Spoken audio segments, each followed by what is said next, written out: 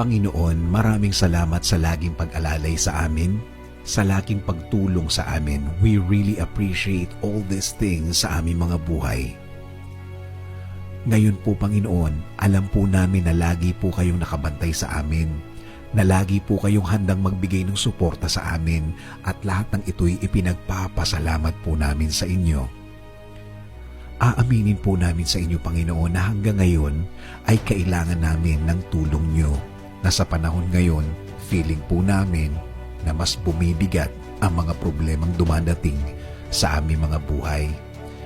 At inaamin po namin din, Panginoon, na minsan kami ay naghihina at feeling po namin, Lord, na paggrabe na ng paggrabe ang aming sitwasyon ngayon, na alam din namin na masama din ang epekto sa aming pamilya.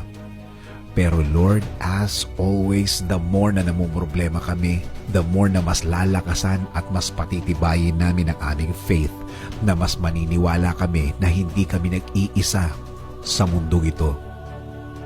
Dahil nagawa nyo ng baguhin ang sitwasyon namin dati, alam po namin na mangyayari po ulit yun. Alam po namin na tutulungan nyo po kami ulit. Kaya ang mga araw na dadating ay magiging iba. Kaya ang mga linggong darating ay magiging iba. Mas maniniwala at mas magtitiwala kami. Habang humihirap ang sitwasyon namin, mas lalakihan namin ang faith namin sa inyo, Panginoon. Titingin kami sa inyo, mas magfo-focus kami sa inyo. Dahil parang lumalaki ang problema kung dito kami nakatingin. Kung dito kami nakafocus, mas natatakot kami, mas nag-aalala kami. Kaya ito ay mag-iiba tulad ng dati. Dahil alam namin, Lord, that we can trust your love, we can trust your blessings, and we can trust your faithfulness, and we know that your presence in our lives is more than enough. Panginoon, ngayon pa lang, salamat na.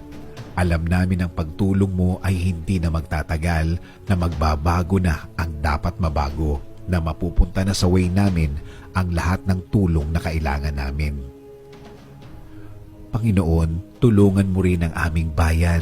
Tulungan mo nang makabangon ng tuluyan ang aming bansa. Kami ay maniniwala at magtitiwala na darating na ang tulong na laman ng aming mga dasal para sa Pilipinas.